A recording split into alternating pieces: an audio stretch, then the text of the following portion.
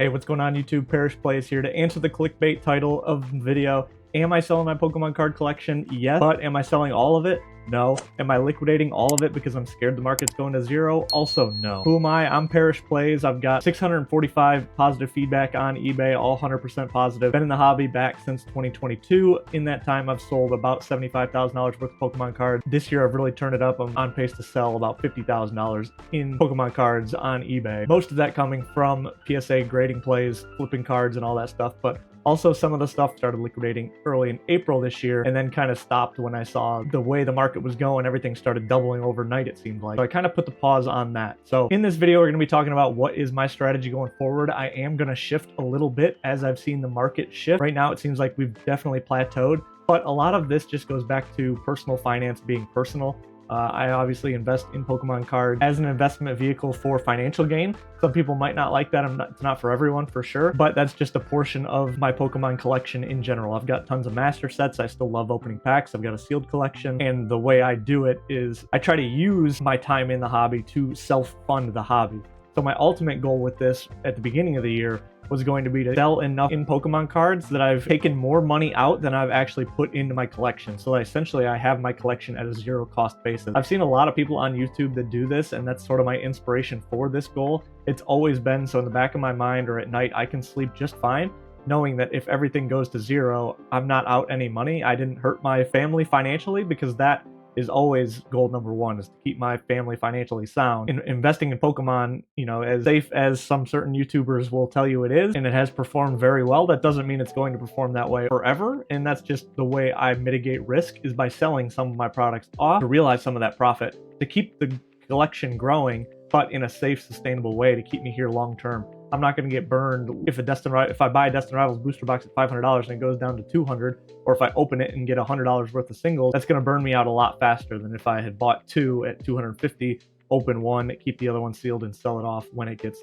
double its value. So as I mentioned earlier, this has kind of been my thought. I started this whole process in April. It was my plan to get to where I had a zero cost basis by the end of the year, but then things started doubling. Things started going a little bit crazy, and things really started with surging sparks back last year around this holiday season, when things started really going crazy. And that's why I started selling in April, is that I had seen some things double that I thought doubled too quickly. And unfortunately, they've doubled since then. So obviously I made the wrong choice there. But after that initial wave, I put everything up on eBay. I really took a step back and said, hey, let me ride this wave up, see how high this thing can go, and then reassess when I feel like it. And really, I had originally thought all along that selling into the holiday season would be a pretty good time to sell. I'll have my next video on this will be about the market in general, but I wanted to put out this video first because my thoughts on selling and why I'm selling some of my collection go beyond where the market is. It's just, for me personally, it makes sense to sell some of my collection right now, regardless of what the market is doing. You know, the famous saying, you know, time in the market beats time in the market. You can't really time the market. Typically applies only in the stock market, obviously, but there are some parallels to the Pokemon market. And because of that, I'm not trying to necessarily time the market, but with things flatlining and stagnating a little bit, I do think because of the run everything has had recently, I think it's a decent time to be selling. So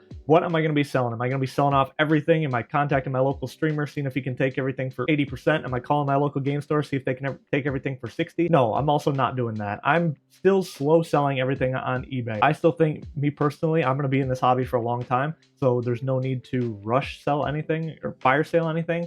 Try to get, you know, pennies on the dollar or get out before everyone else does because I think everything's going to zero. I don't think that's the case, but what I am going to be selling are the mid-tier sets of both the Sword and Shield era and the Scarlet and Violet era of both booster boxes and Pokemon Center ETB. Both of those have performed very well this year, but some of the mid-tier sets like your Paradox Rift, Temporal Forces, and even going back to Sword and Shield like Astral Radiant might be on my chopping block. Sets that I have seen be mid-tier, and I've seen enough market data to know they're going to lag behind the better ones. So I plan on keeping the better boxes that I have. I don't have any Evolving Skies boxes, but I have everything from Evolving Skies on through the Sword and Shield era and all of the Scarlet and Violet era. So I do want to take a picture, do some content around having every single box and ETB of the Scarlet and Violet era, but then I'm going to be really looking to take some money of those products off the table. What I had originally done back in April was if I had 2 of an item or 4 of an item, I would sell half of it, again, to try to get my cost basis out of it at that time. So now I'm only left with one of these boxes, which makes it really difficult. I am going to have to make some tough choices on which boxes that I want to hold, but things like Paldea Evolve, Destined Rival, stuff that's shown themselves to be sort of best in breed, as Rudy from Alpha Investments calls it, I want to hold on to those boxes that I know have done well. And it just seems like there's enough market sentiment behind it to know that these have done well so far, so they will continue to do well. Obviously not the returns that they've seen. They're probably not going to do 100%, 200% like they had last year into the next year. But I do think, given enough time, that they'll just outpace the other things that I do plan on selling off. Some of these mid-tier sets that might just get lost in the shuffle. I know there's some argument to be made, like especially something with Shrouded Fable might be low printed, so there's not many people collecting it, so it might go up. But in my opinion, I'd rather sell that off now while the market's so hot and while the liquidity's there, that even on a mid set, people will still be buying Shrouded Fable. In next year, say there is a chance that we go down and we hit a bear market in Pokemon and no one wants Shrouded Fable because it's a bad set in a bear market, that's really not the position that I want to be in. So that's, again, another reason why I want to be selling my stuff right now, because the liquidity is so high. The demand for Pokemon cards is still so high. You've got collectors buying things, you've got investors buying things, you've got rip and shippers buying things. And I think of those three, rip and shippers are probably the biggest right now because they can buy your product whatever price it is. They don't care because they're just going to turn around, put a 20% markup on it, sell it on their stream, and sell it as individual packs, and they're going to get the money either way. Again, I want to be striking now while rip and shippers are doing so well, while people are still wanting Pokemon cards at whatever price. I want to be moving in then. So I do also have some collection box things that I have been buying up in the last few years, and I know people say don't collect collection boxes, they're kind of hard to store and all that, and I do agree with that, but these were some like the Evolution collection boxes that I bought from Walmart for 40 bucks. That's just a no-brainer play because I had found them at Walmart, and now they're worth like, I don't know, $300 to $400 depending on which one it is. So I'll probably be looking to move off of those because, again, a 10 times multiplier is absolutely crazy. And could they go up in the future? Absolutely. I think those VMAX cards will do very well in the future. But again, I don't want to be storing and shipping these large collection boxes when it gets time to it. Right now, I've got the time to be moving some of these Aqua products, but as it gets older, I don't want to be having to store random size boxes to try to find one that fits this exact collection box to send it off. I just want to be dealing in ETBs and booster boxes where I know, hey, I've got 50 of these ETB boxes sitting in the garage. I can just go pull one, put my one ETB or my one booster box in it, fits perfectly, slap a label on it, ship it out, and I can get it mailed off in 5 minutes before work. Whereas the collection boxes are definitely a little bit more difficult. So I'll be looking to move off of those in the holiday season as well, just to kind of consolidate my collection as well. Again, space is a real issue, and I know people mentioned I could get, one of those large storage shelves, but I don't want to store this stuff in my garage because it's definitely not climate controlled, and I wouldn't want to store my stuff out there anyway. But my closet's getting a little bit full. Obviously, you can get creative with space and all that thing, but I just don't want to have to worry about it. I don't want a million of these totes laying around. I'm really trying to consolidate into the best of the best going forward. So again, while they're hot, while these products have some sort of value associated with it and some liquidity, I want to be selling off those as fast as I can. So that's really my strategy here for the end of the year, is going to be to sell off in a slow, controlled manner as much stuff as I can to try to get my cost basis down to zero. And I really do think that I could get there, but again, I'm not in a huge rush. I don't mind having eBay inventory sit. That I keep in a different tote. Again, I just keep it to the side. Eventually that might be a problem if we really do run out of space, but for now, I'm okay just keeping it, listing it on eBay and letting it sell when it sells, have people make me offers. I can kind of negotiate a little bit that way. And then as far as my PSA cards go, I obviously will be looking at selling some of my bigger ones, but a lot of those cards are personal collection for me, and they're just a lot of cool cards out there that I want to keep, even though they've gone kind of crazy. What I want to do, big picture, is sell off everything and get my money out again, like I've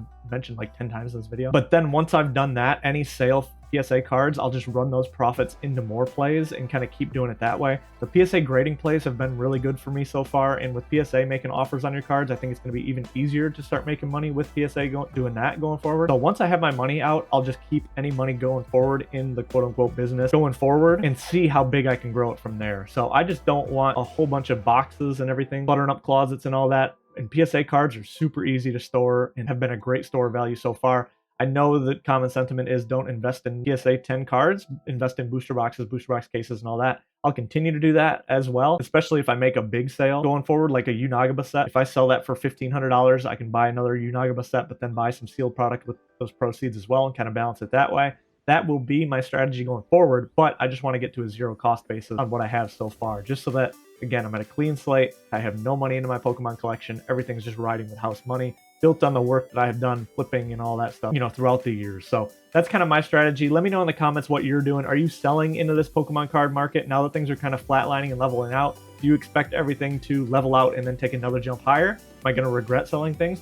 Probably. Seems like everything in the history of Pokemon, if you bought it, your only regret is I wish I had bought more of that. That's certainly been the case for me. But again, I've only been doing it since 2022. So that's not a long enough sample size to really make, you know, life-altering decisions based on my investment and my family's financial future. So that's why I'm taking some money off the table and moving forward with a risk profile that I am comfortable with. So let me know in the comments what you guys are doing. I appreciate you guys watching. Like this video, goes along with the algorithm. Subscribe to my channel if you're not already and you're interested in more Pokemon content. I'll have 2 more of these videos coming out. I try to do 3 videos a week, and a lot of them are PSA returns, what I'm grading, market analysis, videos like that. So I try to be as transparent as I can with what I'm doing, which is, again, why I'm making this video as well. I can't be telling you guys to buy stuff in my Market Wednesday video and then on the back end selling things behind my back and not letting you guys know about it. So that's exactly why I'm doing this, full transparency and everything. So I appreciate you guys watching. Have a great day. I'll catch you in the next one. Check out one of my other videos right over there. Have a great day. Peace.